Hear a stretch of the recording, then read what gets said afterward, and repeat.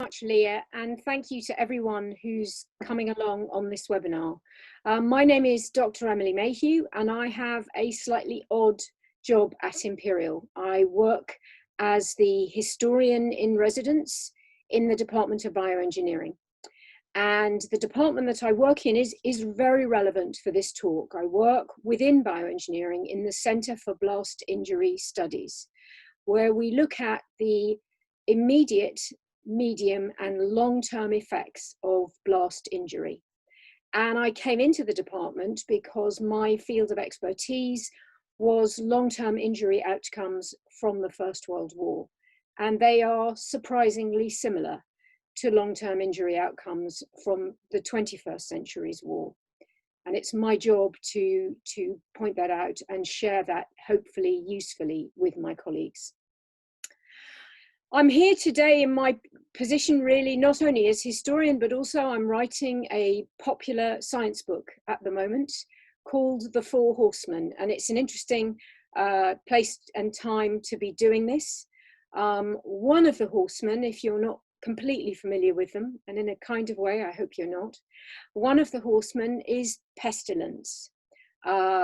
We generally think of this as being the bringer of disease, and I'm certainly going to be making that point.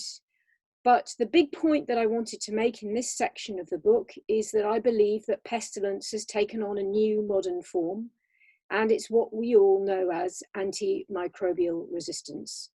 And so about a year and a half ago, I started to look at the process of researching antimicrobial resistance from a historian's point of view.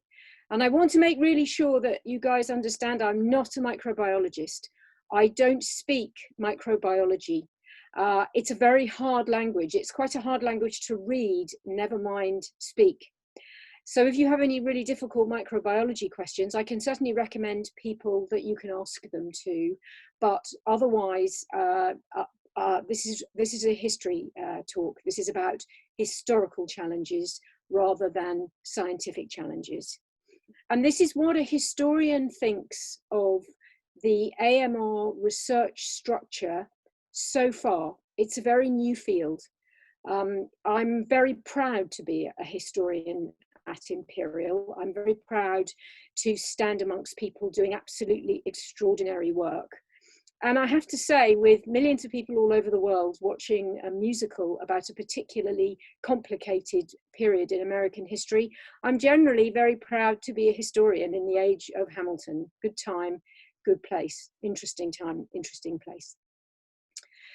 So this is what I'm thinking about for the historical section of my book that's about AMR.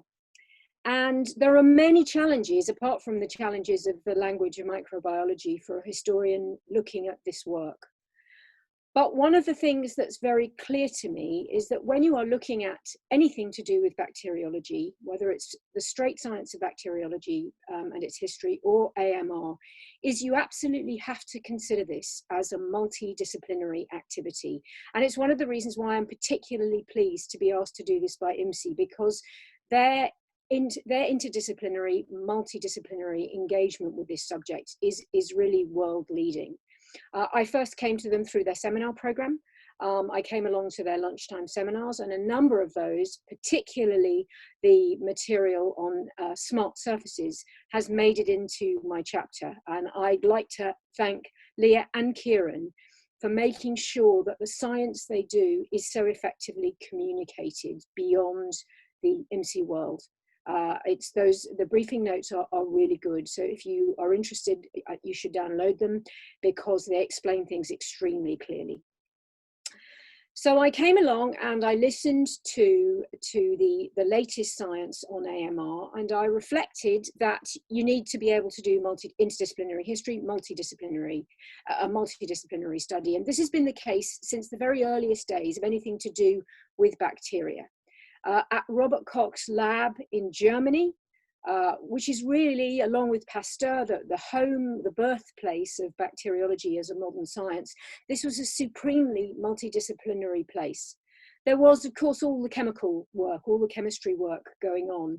But at Koch's lab in particular, you have the technological developments that actually facilitate the science going on. So you have the switch from gelatin culture to agar culture.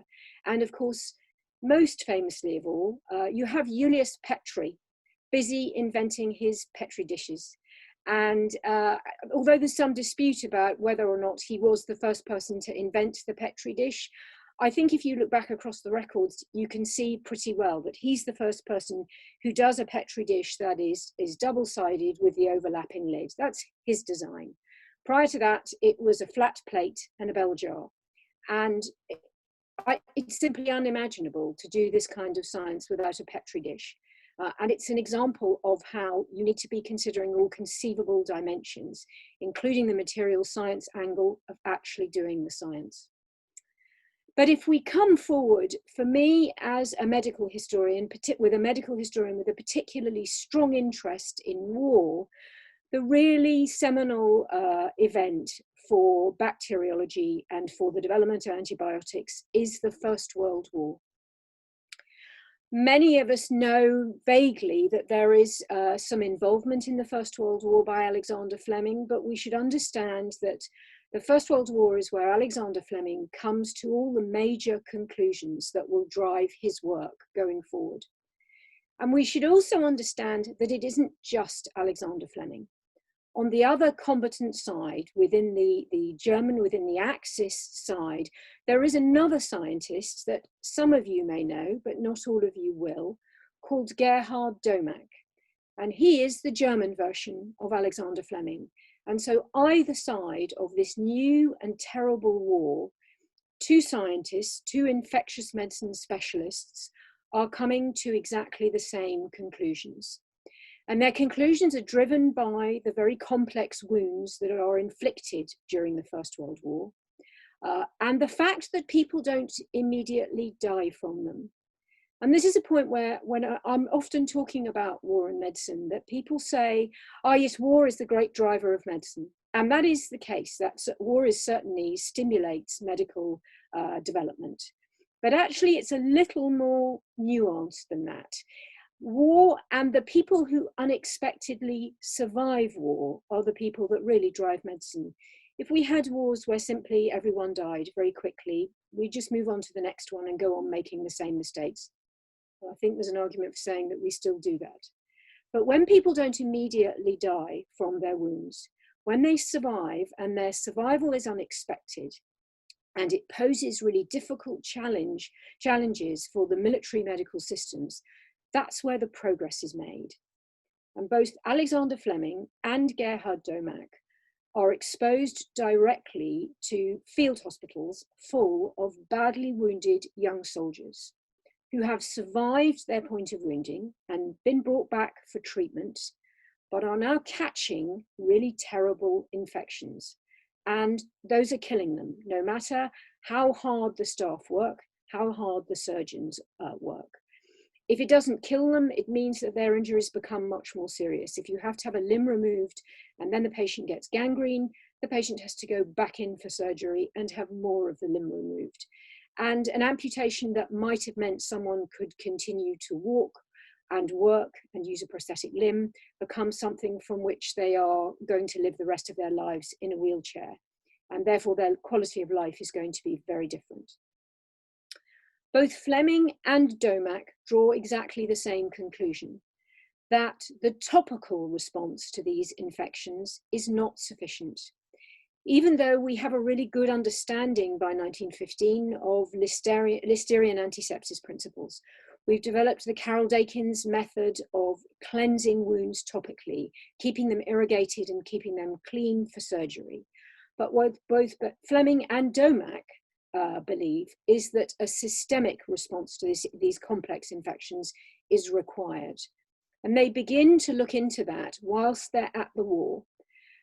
Domack is a medical student who joins a number of field hospitals and medical posts and ends up working in a cholera hospital on Germany's Eastern Front. he has a real interest in infectious diseases, and he adds an interest in wound infection during the period of the war. And Alexander Fleming, if you don't, we all think that he lived all his life at St Mary's, waiting for those fungi to float up from the windowsill beneath. But he was out on the Western Front for almost the entire duration of the First World War. It was his favorite laboratory. It was a laboratory in an attic in a converted casino in Boulogne, above a field hospital. Casinos and hotels are very readily converted into hospitals because they have a lot of bathrooms, a lot of laundries, and kitchen facilities for looking after patients. And I think when we look across our own time and we see how readily adaptable some buildings are to extreme medical need, that's something that never really goes away. It's Domack who gets ahead in the race after the war to look for bacterial infection therapies. Fleming, as you probably know, takes quite a while to get to the discoveries that will eventually lead to penicillin. And Domack comes out ahead. He goes, when peace is declared in 1918, he gets a job with Bayer, a German chemical company, and they ask him to set up a lab looking at bacterial infections and possible chemical solutions to them. This is probably why he's a little quicker off the mark than Fleming. He's coming out of a different context. He's coming out of a chemical chemotherapy response to bacterial infections. He's working in an industrial research setting, and he's got this combined interest in both wound infection and infectious diseases. He gets married in 1925, and over the course of the next few years, he has 3 children, and that is not irrelevant biographical information. So if we could remember that, that would be great. In 1932, he's starting to make a real breakthrough in the field of a class of drugs called sulfonamides. This isn't strictly an antibacterial because it's not naturally derived as we understand it today. This is a chemical compound, and it's based a little on the antimalarial quinine and a lot on the part of dye compounds that enable dye to be used without having a bad effect on people wearing the dyed textiles. And in 1932, he develops a form of drug. And again, he does something that he does much faster than Fleming. He takes it out of the test tube and he uses it on live animal subjects.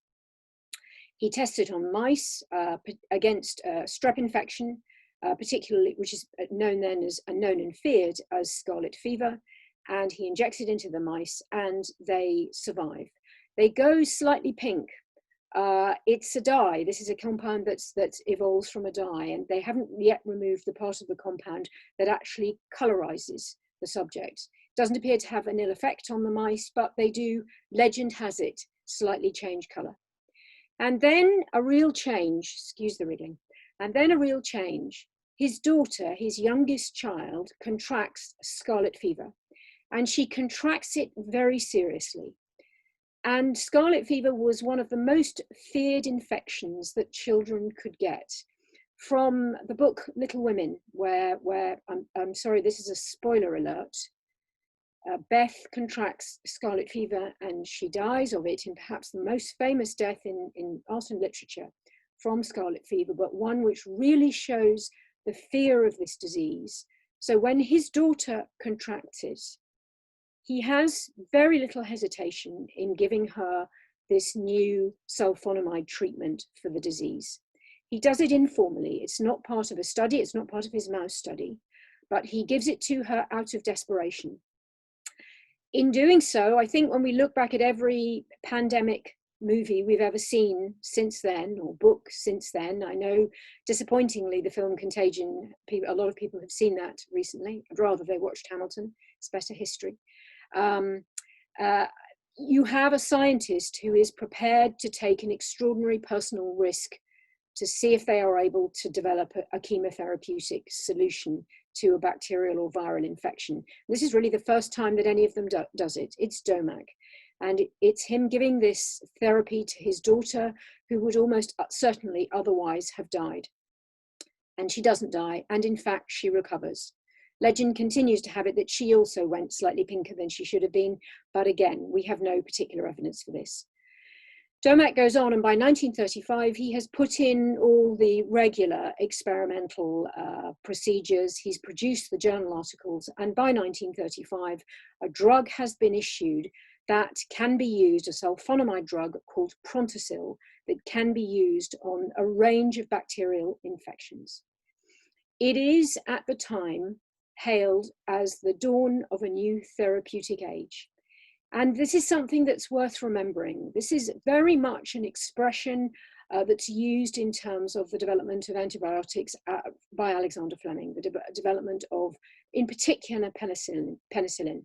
We often talk about it in terms of being a new age, but all of this was used before, after 1935, when the drug Prontosil becomes very widely available to anyone who can buy the license and who has a pharmaceutical industry that can produce it. And in 1939, Domak is awarded the Nobel Prize in Medicine and Physiology for his efforts.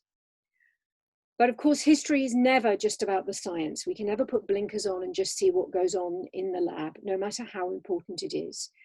1935 is also the year that the Nazi government takes real power in Germany.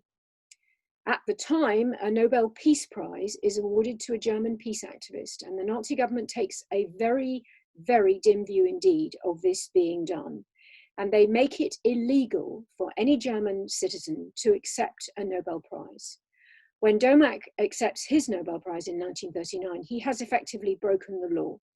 And because it's a political crime, he is visited by the Gestapo, and they prevail upon him to decline the prize after all. We don't know the details of this particular encounter, and I don't think I'd be brave enough to put my life on the line for receiving a prize.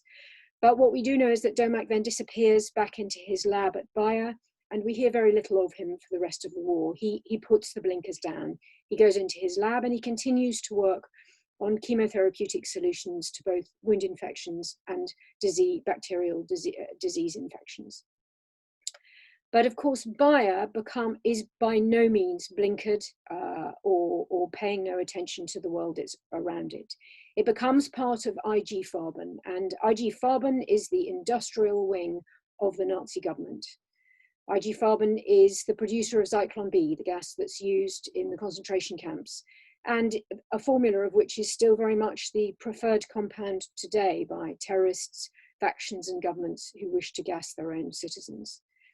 And the legacy, immediately after the war, Farben is broken up, and everyone who is associated with it, whether they remained quietly in their lab doing their own work and hoping no one will notice them, or whether they were actively involved, becomes prosecuted or sidelined by history, but particularly by medical history. I go back to Domak's achievements in the mid to late 1930s, and we can't wipe that clean. We can't say that all we look at is Alexander Fleming, because there is something else going on that continues to be a pressure for us within our own time. Domak's sulfonamide Prontosil isn't only useful for children with scarlet fever, it is absolutely transforming for women who contract infections during childbirth. Childbirth and serious wound weapons trauma can be very similar in terms of the nature and severity of the trauma, of the blood loss and of the trauma. And women die in very significant numbers, right up until Prontosil comes along, of puerperal fever, of infections related, infections that they catch during childbirth, whether it's a difficult natural childbirth or birth that's required a surgical intervention. Prontosil is absolutely transforming of that process. The people who primarily say that Prontosil represents a new therapeutic age are obstetricians. Obstetricians wrote of having wards full of women who, prior to Prontosil, died dreadful deaths after childbirth, and of the pressure that they felt when they handed over a child to a family for a christening or a naming ceremony where there knew there would be a funeral at the same time. This was an extraordinarily difficult, demanding condition for everyone concerned and profoundly upsetting for everyone concerned. After Prontosil comes out, those wards empty. And obstetricians write in their own journals, in some of the broader journals as well, but primarily in their own journals, of this new age where women no longer have to fear childbirth, have to dread its possible effects, and they don't have to send home a child who'll never know its mother.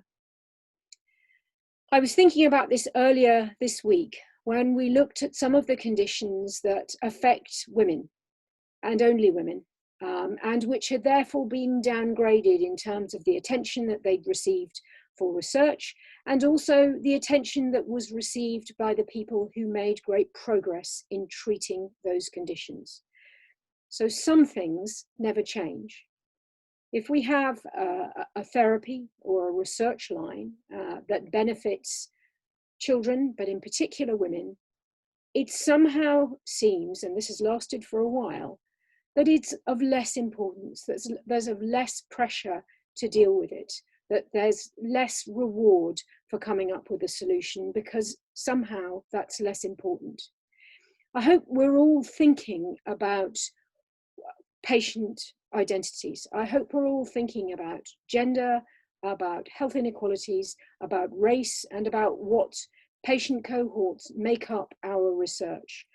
Because the story of Gerhard Domack and Prontosil and its solution of puerperal fever is a story that is still playing out today, where something that has a profound effect on one part of the population, on one gender in the population, is somehow less important than something that affects everybody.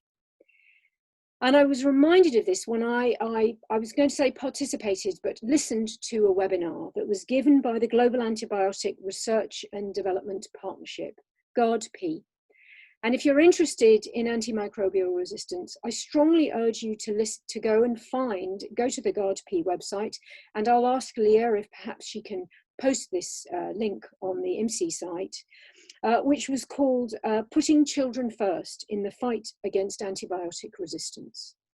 Again, looking at Gerhard Domack's story, thinking about how it has been set aside, led me to think about how we've lost the most important points from that story. What the experts on the GARD-P webinar said a couple of weeks ago was that the most vulnerable population anywhere in the world to the effects of AMR are children under 5. AMR is primarily a problem for children, particularly the 3 million children a year who get sepsis, and the 250,000 of them who die. When we look at the figures for AMR and how that problem is going to get significantly worse, again, let's always try and remember to think about what is that final figure, the figure in 2020 or 2050, what is that composed of? Because most of it will be composed of children under 5. Children under 5 are neonates. And it's worth remembering that we have that figure, and yet almost none of the specific AMR research that's being done is pediatric specific. Somehow the pediatric issues are hopefully able to be solved within a broader context. But getting pediatric specific new antibiotics, new guidelines, new dosing recommendations, all of that is a very hard furrow to plough. And if you want to understand just how hard that is, then I urge you to listen to the webinar. Some of GARD-P's webinars are very technical. They speak microbiology very fluently, and it can be simply preferably for technical specialists, but not this webinar. Putting children first in the fight against AMR is very clear, and it's very moving, and it's also very hopeful. By focusing on neonatal sepsis, this has driven an extraordinary new study of sepsis. It will be the largest ongoing review and study of sepsis done in the history of the condition. It's being done in Kenya, and I'm very much hoping it's going to be published in September. I hope that for two reasons. It should be published as quickly as possible, because I believe it's an extremely important document. It's going to be a milestone in paediatric care and in the understanding of the need to deal with AMR from a paediatric specific point of view, but also because my publishing deadline is in September, and I'd very much like to be able to include material from the study in it. And I won't be able to do that until it's actually published in a journal. But I think everyone who works at Imperial knows the issues that we're having with journals at the moment. So we think about AMR. If we go back to history, we understand that we need to perhaps think about AMR in a slightly more nuanced way. When we say AMR, what are we talking about? What patient population are we talking about? Are we being careful about what kind of resourced environment the therapies are going to be applied in? And what age, what gender, what race, what equality circumstances are those patients who are going to require that antimicrobial resistance, the antibiotic therapy? And this isn't a new thing. I think perhaps we think it's a new thing. If we go back to 1939, we see that this is very much not a new thing. If we go back to thinking about the importance of war in the development of antibacterials and the development of, and the concomitant development of antibacterial resistance, we know, of course, that almost immediately after the Second World War, penicillin is made available for prescription in the United States through the pharmaceutical companies, and in Britain in particular through the NHS. And we start seeing this language of the dawn of the new therapeutic age being applied uniformly. Penicillin is magic. It's a magic bullet. It's a one-stop shop. It is absolutely extraordinary. But mainly it's almost magic. One prescription, one round of the drug, and whatever the condition is, the patient is cured. And it's a powerful image, a powerful metaphor. Magic is a very powerful metaphor. It was very much fitted in with what the country wanted to hear about British achievement, about what the NHS was going to do for the nation's civilian patients. And it's become a model for us to think about drugs going forward that we have never really let go of. It's this one-stop shop, magic bullet, new therapeutic age. So I think the observation that I want to make as a historian at the end of this 18 months looking at AMR, I think the point that I want to emphasize, and that I will be emphasizing in my work, is that we need most of all to let go of that idea of antibiotics as magic. This was the first age of antibiotics. It lasted about 50 years. The magic age of antibiotics. The first age lasted about 50 years. And even Fleming himself knew that it would be a short age. He was aware that there would be both allergies and growing resistance. So he always assumed that something would have to come afterwards when antibiotics don't appear to work so well. We know very little about what Domak thought, because no matter how good his work, he dies in 1965, that's not a place that you go to consult with about bacteriology. You don't go to Germany. People do their work very quietly. They interact professionally. There is a book on the history of sulfonamides that's published in 1950. And what this book describes and proves definitively is that sulfonamides are different from antibiotics in that they are bacteriostatic rather than bactericidal. There's also an issue with growing toxicity and allergies to them. Sulfonamides provided a model for what was going to happen with antibiotics, and they provided it decades ahead of the first age of antibiotics. So again, much was lost when we lose them from the history, when the political context in which they're discovered is lost from history. Much else is lost besides. That's had to be rediscovered during the first age of antibiotics.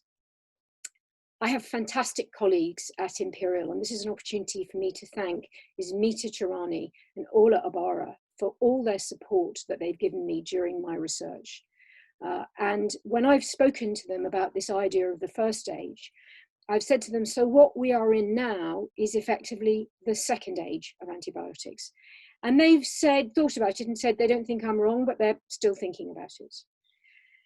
And as a historian, what I'd like to do is recharacterize this second age. So we aren't either thinking now or expecting there to be a third new age of magic, where we discover a new drug, a new paradigm, which transforms our ability to combat infections in one go. We need to let go of the magic first aid of antibiotics, because the strategy that I believe we should have for the second age is to make this second age as long as it can possibly be. We're now living in what I hope is the very long second age of antibiotics. Hopefully we can't see the horizon. Hopefully it's a vanishing point, it's not a horizon. The work that we do, interdisciplinary, multidisciplinary, just as it's done at IMSE, all the work that is done there that comes together, whether it's the rediscovery of old antibiotics, the development of new ones, and we know there haven't been any in the 21st century, so that's particularly demanding, but from smart surfaces to understanding and improving prescription and dosage guidelines, all of that work comes together, and what it all does is lengthen the second age.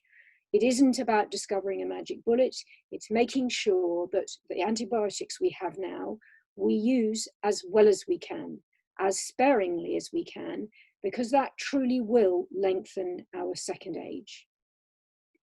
And I think the overall conclusion that I've drawn as I've thought about AMR is that we need to think about this new age, the second age, that it's a long age. And above all, we need to stop thinking of it in terms of a battle, or at least in terms of a victory. And I tend to use a lot of military metaphors because that is, after all, my military medical history background. I don't think that there is a victory to be won over antimicrobial resistance, but I think there is a draw that can be made.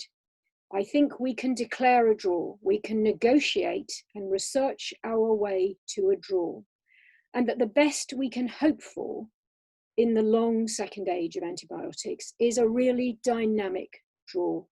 So from now on, everybody who's working on antimicrobial resistance is continually working on antimicrobial resistance. There won't be a point at which these programs are closed down because we have something else. We have other things, but they are such a long way off. They're in the science age. They're not really even in our medical age. They're such a long way off that our only option is to go on living in the second age and to make sure that it lasts as long as possible. And that eventually, when we declare a draw, when we declare that we are able to meet the challenge of AMR rather than beat AMR, that it's as dynamic as possible. We need to understand and change the infrastructure of our thinking, but above all, as is seen in the best practice at IMSE, this is a multidisciplinary effort. We will only be able to declare our dynamic draw if the disciplines work together. And that's a historian's take on AMR. It's not very technical, but that's what I think so far. And I'd like to thank you all for listening, and I'm very happy to take any questions if anybody has any. Remembering, of course, that I am not a microbiologist. Hi, Emily, that was great. Thank you so much. So we do have a question. I also remind everyone to, if you have any questions, Emily, please do put it into the Q&A function. So we have a question. With the current situation of the pandemic, we are seeing a change in public behaviours. So they're more cautious to hygiene. Do you think it will contribute to the impediment of antimicrobial resistance, to an impediment antimicrobial resistance crisis in the near future? I'm hoping that the fact that people are starting to think differently about how we catch things is actually going to contribute to that process. So I'm really hoping, the first thing is that no matter how hard we work, and I know how hard Asmita in particular, who's one of the leading antimicrobial stewards in the world, and we're lucky enough to have her at Imperial, we're still struggling to get people to understand the difference between a bacteria and a virus. So perhaps, I don't think we should give up, but I think we should think of any gains in the understanding of how infection works and how careful we need to be of it. I think that's a gain. I think with the pandemic that we're going to see a gain. We're not seeing any particular applications to bacterial infections yet. I was sort of expecting when this happened, I thought, oh, well, this is going to be an interesting point at which we see secondary bacterial infections. I'm going to be able to make our AMR point very quickly. Actually, that hasn't happened yet. And that would almost be too easy. But I'm really hoping that we are able to make some bigger points, that this is a point where people stop thinking about the magic bullet.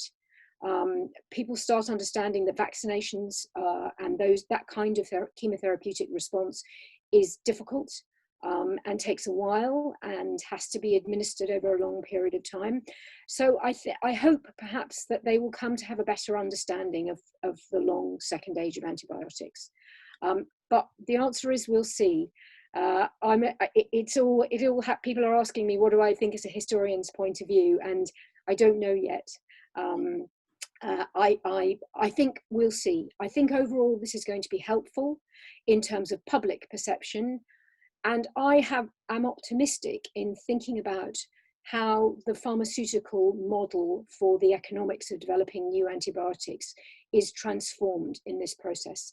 And it's given me cause for great optimism that we are going to be able to focus a pharmaceutical response to AMR and the development of new antibiotics much more effectively than we were going to in January 2020. So how important do you think the changes in public behaviour and societal changes are with the fight against antimicrobial resistance? I think they're very important. And actually, I think generally, I think the public has learned very well. There have been a number of books. When I started to research this chapter, I looked at, there was a play on Radio 4. There's been a documentary in the cinema. There have been a number of books that have come out about AMR. I think generally that where there is an issue is if we go straight into the very technical language of microbiology, bacteriology and infectious diseases, that can be a little bit scary. As I say, when I'm reading some of the names of the drugs, it makes my eyes hurt, and half the time I don't know how to pronounce them. But I think people have been very good about that. I think the agricultural sector, not globally, but in the UK and to a certain extent in the United States, has been very good and very quick to understand that we need to reduce antibiotics in farming. I think that's more of a sustainability issue, but they've been quick to do that. And GP prescribing, particularly in the UK, GP prescribing of antibiotics has become radically different in the last 3 or 4 years. And I think the public understands why, and they're making an effort to understand why. If I had magic, the one single thing that I would like the public to do everywhere in the world is not buy antibiotics off the internet. I was actually ordering something else off the internet, and a little chat bot appeared in the corner of my screen and it asked if I needed any help with sizing, and I thought, I wish there could be a persuasive pharmacy chatbot that popped up all over the internet in all the languages of the world whenever anybody looked like they were going to order antibiotics from the internet, because this continues to be probably the most significant public misuse of antibiotics. Antibiotics don't belong on the internet. They belong in pharmacies. They belong where people can go and talk to pharmacists, because pharmacists are very much at the front line of educating the public in the use and misuse of antibiotics. And the work done by pharmacists, whether they're pharmacists working in universities or pharmacists working in Syria, working in Lebanon, working in countries where, and you have both today's wars and the challenge of AMR. Pharmacists have stayed in the front line discussing and educating their patient customers. If we could get antibiotics off the internet by magic, or if we could get a persuasive pharmacy chatbot, that would make a very considerable difference. But the public has a willingness to learn. We have to find a language that is effective for them, and we have to hope that we can keep their perception of a long second age going to match our scientific and medical work to create a long second age. But antibiotics off the internet, all of that will become much easier. So another question, could you briefly say what the third age of antimicrobial resistance would mean? So the third age it's either a very good third age or it's a very bad third age. The very bad third age I'm going to deal with very quickly is when we no longer have anything that can combat bacteriological infections, whether they're wound infections or bacterial pathogens of all kinds. And this is when we're seeing the kinds of death rates that we saw before 1850, before the understanding of what bacteria actually was and how we needed to deal with it. So that's a very depressing third age. Way past the vanishing point, possibly a century away, the third age might look like something where we have very much personalized medicine, where we're able to use our own microbiome, so the microbiological universe that we contain within us, that's made up of bacteria and fungi and viruses and all the other tiny little things that may exist in microbiology that we haven't even discovered yet. That we're able to use personalized medicine to make our own bodies either immune to viruses or resistant to bacterial pathogens. Antibody therapy is very similar, has very similar potential, but again, it's a very long way off in the future. And there are I always think there are three teams that are competing to have the third age of bacterial therapy: Team Microbiome, Team Antibody, and Team Phage. Phages are viruses that target bacteria. It's very complicated. We have used some phage therapy with some success, but we are talking about single numbers of patients, and we're not entirely sure if it was the phage on its own. We have an understanding of those of Team Phage, Team Antibody, and Team Microbiome. And currently the model that we're thinking about using is still a second age model, because these are, I'm going to have to look at the word to make it, they are not adjuncts, oh my goodness. We have to use them in conjunction with antibiotics. We can't use any of them, that's the easiest thing to say. We can't use any of them on their own yet. We have nothing that on its own replaces antibiotics. We have no new paradigm of antibiotics. There isn't a magic drug out there that's going to enable us to suddenly have a third extraordinary therapeutic age. We're still looking, even in our wildest dreams, at drugs that combine with antibiotics and that lengthen the second age. But in the third age, I remember seeing the use of phages in a Star Trek Next Generation episode, and that's about where we are. Star Trek Next Generation, that's where the third age is. It's a long way off, and we need some really big spaceships. But mainly what we need is time to get there, so that the third age is the third age of light and not a third age of darkness. So how difficult do you feel as a historian it is to write a sort of scientific history or a medical history? Do you feel like you need to have a background in this in order to write the history, or what are the challenges that you face? This is when Leah very kindly asked me to give this talk, and she said, can we talk about the challenges of AMR? I want to talk about the challenges of writing history about the challenges of AMR.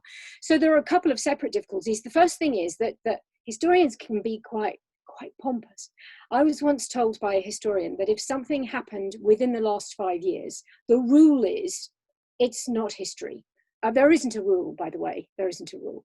I mean, if it happened this morning, that's probably going to be a little bit difficult.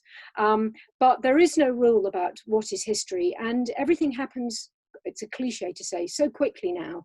I think it's up to historians to take the skills that we have from learning about things that happened over 5 years ago and be able to apply them quickly and with agility. So when I look at Fleming and I look at Domack, it's up to me to see the resonances that we have today, and to be able to say to people, not only are we judging the value of therapy and research in a way that excludes people, that genders, races, ages, but we've been doing that for a very long time. And what I hope is that that strengthens the hand of the people who are looking to make medical research a more universally reflective process. What you really need to do, I think, if I have a skill, my skill is finding people who are great science communicators.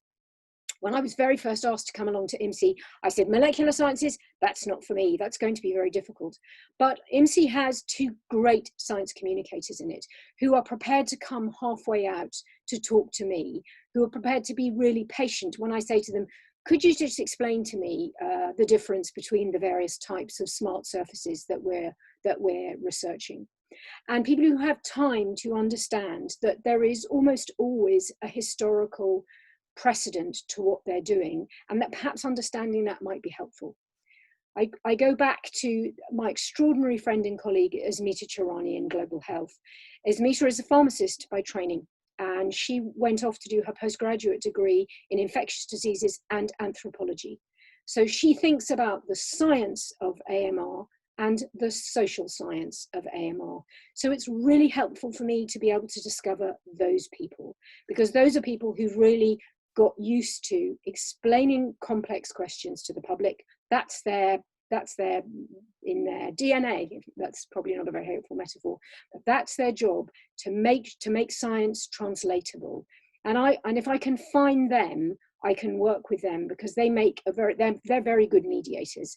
They tell me who I ought to go and talk to, who will have the patience and the tolerance of my not being a microbiologist, and who will want to participate in the process. So I would say, if you do one thing, if you want to be a historian of science, is learn to find the people who've got patience and tolerance for historians, and then have good conversations and take notes. So you have kind of touched on this in your last point, but how do you think that writing a history of medicine can benefit medicine today? Well, like the best case scenario that I can say, because I can really look at this, I've been in bioengineering since 2014. And the Centre for Blast Injury Studies was looking at the long-term effects of blast injury on our soldiers who'd returned from Afghanistan, particularly those who'd sustained wounds that required amputation. And they embarked on research projects that they thought were new. They looked at a phenomenon called heterotopic ossification, for instance, which is where non-bony tissue turns into bony tissue. So soft tissue becomes hard tissue. Blast has an effect on the DNA of soft tissue that makes it forget the original kind of tissue that it was, and it becomes hard tissue. And it's enormously problematic in terms of prosthetic fit and pain. And if I go back to the First World War and we look at people having to have more amputations because of infections, anything that interferes with your stump health is going to have a really poor effect on long-term outcomes. And I was able to explain to them that actually the first research into this phenomenon, had a different name, was done in 1917. That the phenomenon had been discovered by a wonderful female scientist. We all think of Marie Curie as being the only ever female scientist, but Augustine Desjardins Klumpke discovered heterotopic ossification. And she thought it would be related to blast injury, and she laid down some of the first use of X-rays in medical research. And then we forgot about it. And I went back and I introduced my colleagues to this concept, and I said, well, I hope this supports and reinforces the work that you're doing, but it has been done before. What's become a more significant issue, and something where I have really tried to be the best advocate I can within CBIS, is the issue of pain effects in amputations and the long-term pain effects. What we know from the First World War is that if people experienced an amputation as a result of a wound, that they had pain, significant pain, for the rest of their lives. 50% of the cohort of patients who lost either upper or lower limbs experienced both residual pain and phantom limb pain for the rest of their lives. That was really I would say life limiting. It doesn't limit the span of their life, but it's very life limiting on the quality. And we think we've made, from the data that we've got thus far, a 1% improvement in that outcome in the 21st century. That's a century of not learning very much about a condition that can truly ruin people's lives. And I think my role as a historian is to go to whoever will listen and say, we did this before and it didn't work. Or we did this before and it did work. But to reinforce what people are doing and to remind them of the importance of them continuing to do the work, that they don't let these research threads go. And pain is the same as AMR. I'm not sure we're ever going to defeat pain, but we can have a dynamic draw. And it's up, and I hope I'm part of the multidisciplinary team that's playing for that dynamic draw, because that I think is the best that we can hope for. But a dynamic draw is a pretty exciting place to be. So we just have one last question looking at time. So this question is, I wonder if you can talk about a historian's view on the concept of scientists as heroes. So for example, the emphasis on individuals often working alone, having eureka moments, and then making quantum leaps forward. The person says, I think this attitude pervades so much of today's science culture, even among scientists. And that's absolutely right. Sometimes it's a good idea to start with a person, but if you're going to start with a single person, you should always assume that they're not working alone. And of course, in the modern era, nobody's working alone. Everybody works in a lab. It's understanding, it's not Alexander Fleming that discovered penicillin. It's all the microbiologists that were working at the First World War. But if you start with Alexander Fleming, if you're a good historian, if you're a respectable historian, you will fan out and explain the institutional breakthroughs and the understanding across science of the breakthroughs that secured the development of penicillin. Fleming was, I think I read the very first history book I ever read. It was called Great Men and Women of Britain. I'm glad to say it had great men and women in it. Too often, it's not just assumed that it's one scientist making a breakthrough. It's assumed that it's one man making a breakthrough. Very much when we think about the concept of genius, for instance, we very rarely talk about women as being geniuses. We talk about men, and it all speaks, it's a very good question, that it all speaks to that issue that it's a single lone genius doing this work and revealing it to the world. It can be a useful place to start, but it's never a useful place to finish. And I hope that anyone who teaches the great man theory of medical history is ashamed of themselves and understands that the great man, the great person theory, the great medic, the great scientist theory is useful, but it's only ever a starting point. That's great. So I just want to say thank you so very much to Emily for such an informative presentation and also getting through so many questions. It's really good. So a recording of this webinar and the Q&A section will be on the IMSE YouTube channel very soon. And you can find the link for this within the chat function. I will just put that there again. So this was actually the last webinar in our series on antimicrobial resistance, and it's been a fantastic series. We've learned so much from the lunchtime seminars all up until the webinars as well. So with our other webinar series, Greener Plastic Futures and Sustainable Materials, this will be continuing on for a few more weeks. So this is the next webinar in this series is on Tuesday, the 14th of July at 2 p.m. And this will be by Professor Alexandra Porter, and it's on imaging nanoscale chemical pathways in polymer reverse osmosis membranes. So I just want to say once again, thank you so much to Dr. Emily Mayhew for her presentation, and also thank you so much to everyone who attended the webinar today. Thank you. Thank you, Leah, and thank you everyone who came along. Thank you very much indeed. This was great. Thank you.